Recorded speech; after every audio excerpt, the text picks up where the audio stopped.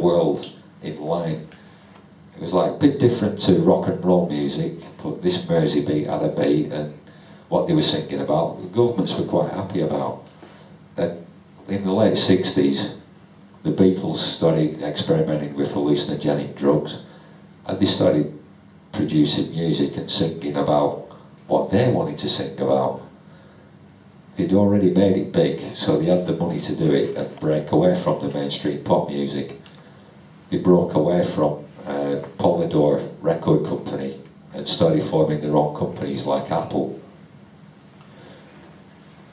Then the Beatles split up.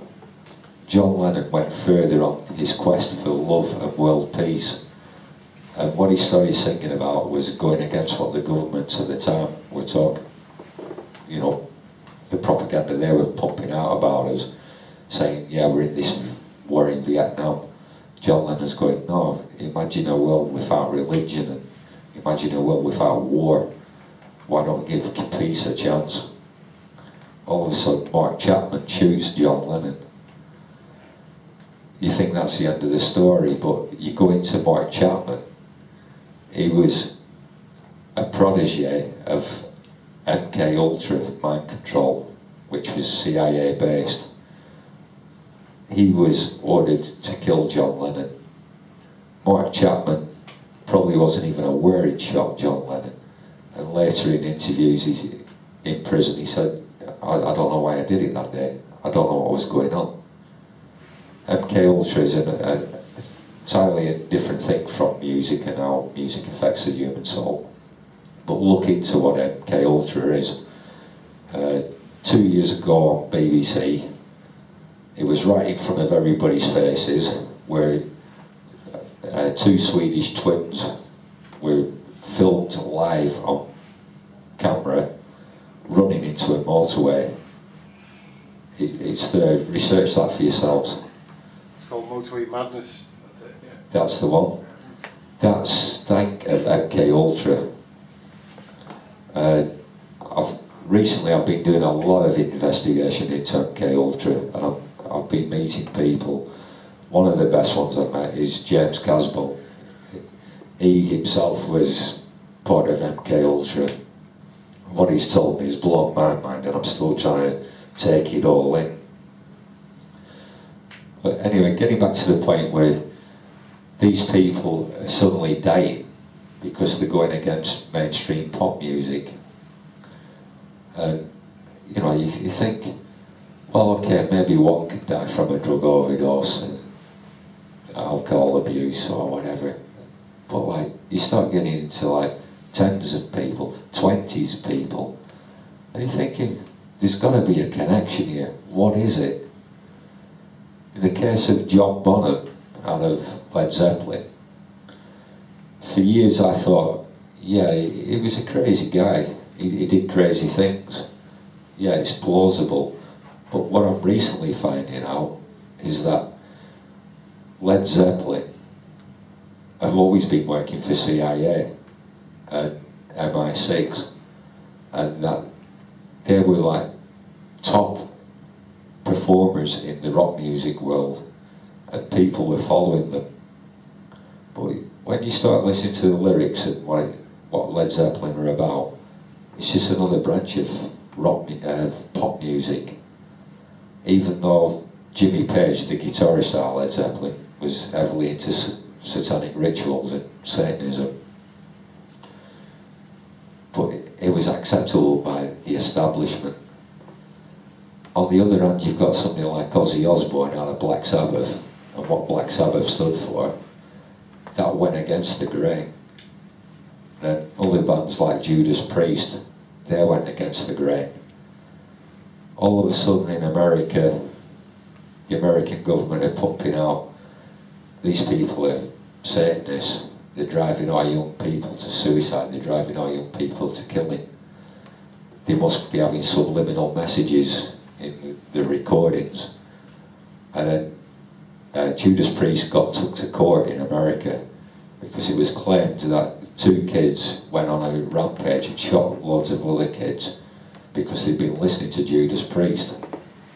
And the prosecution was saying, there were subliminal messages. If you put a vinyl record on a turntable, played it backwards, it was saying, kill them, kill them, kill them. If you actually listen to it, it's well up to interpretation. But the fact is, Judas Priest won that case, as did Ozzy Osbourne with Black Sabbath.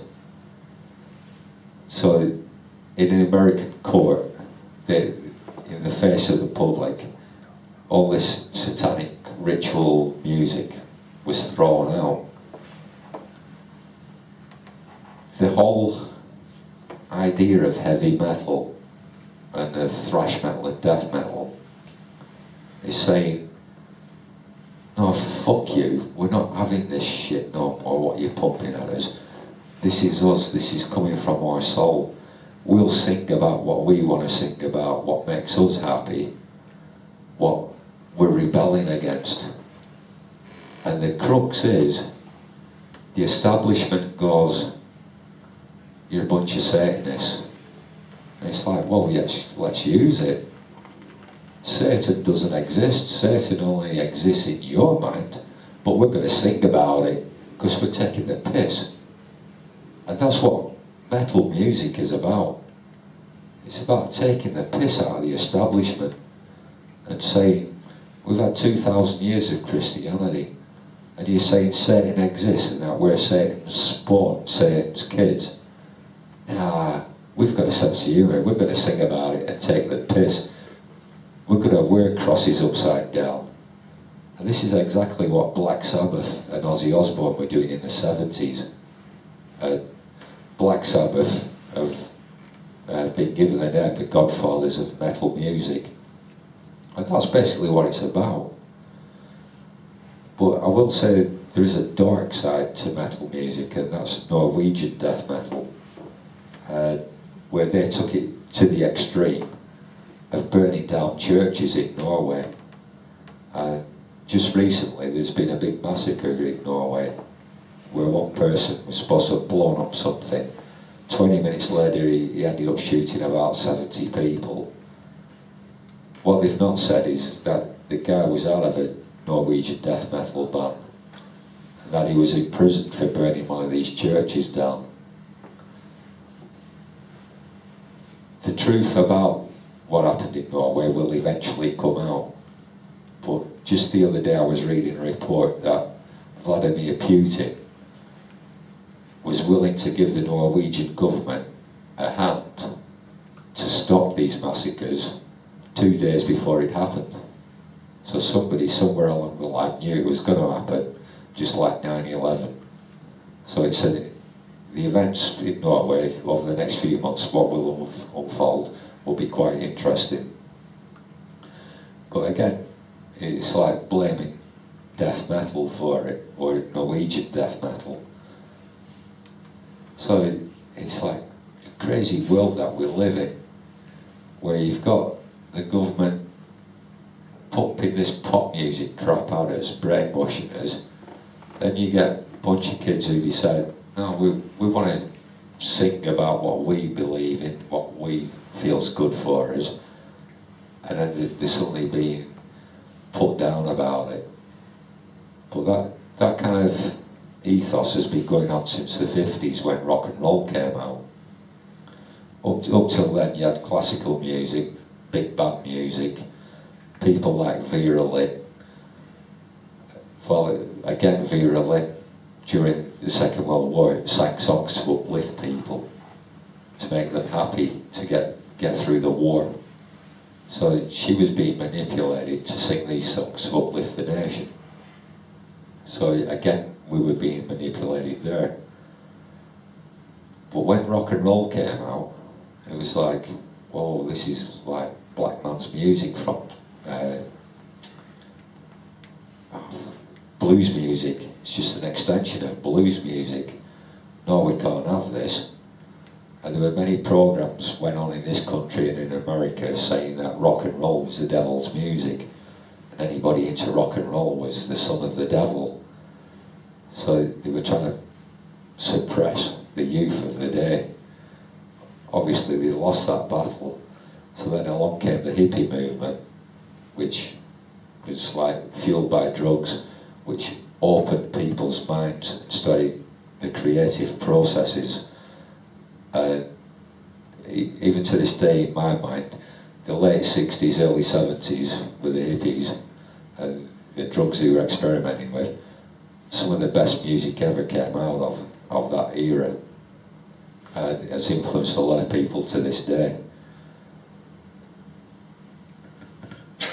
Excuse me. So, it's like, I remember, you know, being a teenager when Woodstock happened, and I just thought, oh wow, what a load of different types of music, but they're all saying one thing. They're all speaking against the system. They're all rebelling against the system. They're all saying, we're sick of your system, we're sick of wars, we're sick of being told what to do. Why don't we just have this love, universal love?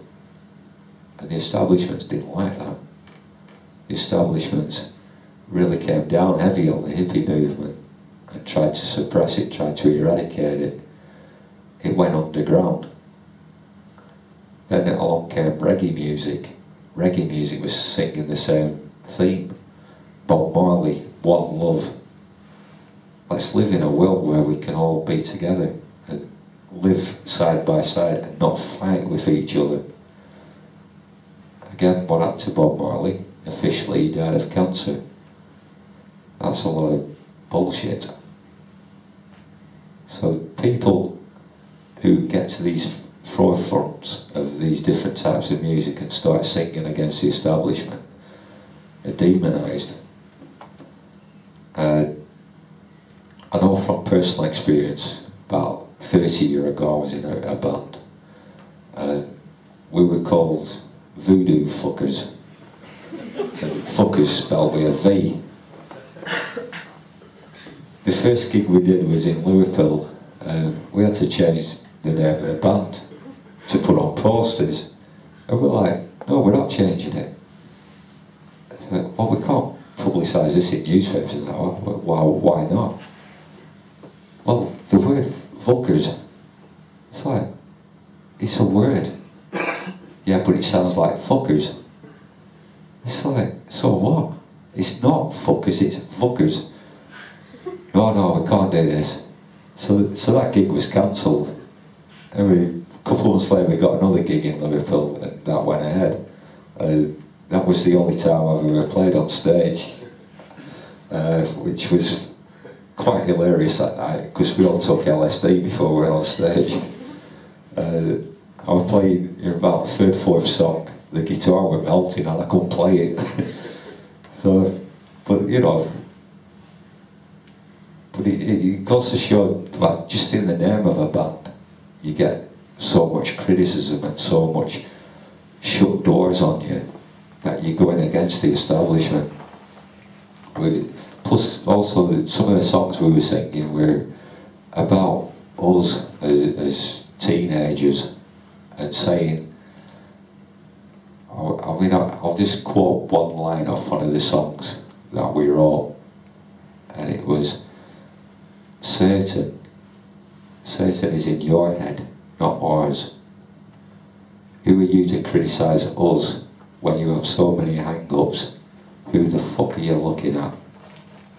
Yeah?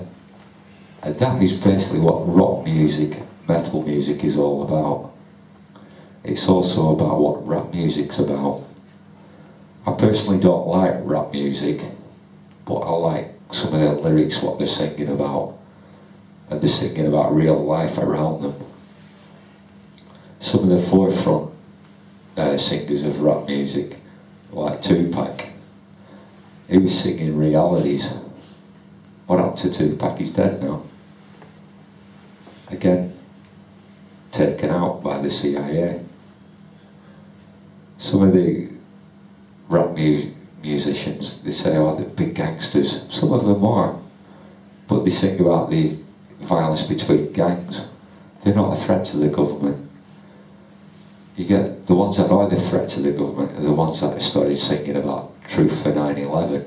Some of their rappers. They're the ones who are being persecuted now.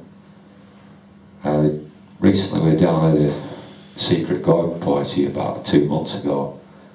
There was a band on one night called Embed, and he was singing about 9/11 and about 7/7. And I said to him, "How long do you think you're going to last?" And he went, "What do you mean?" I said, "Singing about stuff like this." He said, "Oh, we've already had threats from the government." I'm like, "That's because you're hitting the nail right on the head. You're exposing the government for what they are." And the music is a media to get across to the masses and spread that message.